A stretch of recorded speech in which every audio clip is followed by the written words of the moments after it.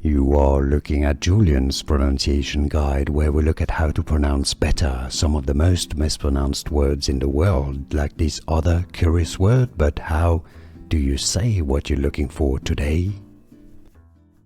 Let's learn once and for all how to pronounce the name of this chart for eyesight, or visual acuity, pronounced in English as the Snellen Chart. If you want to learn more pronunciations of medical terms, stay tuned. I've got more videos for you. Snellen, not Snellen or Sneelen. No, the Snellen Chart.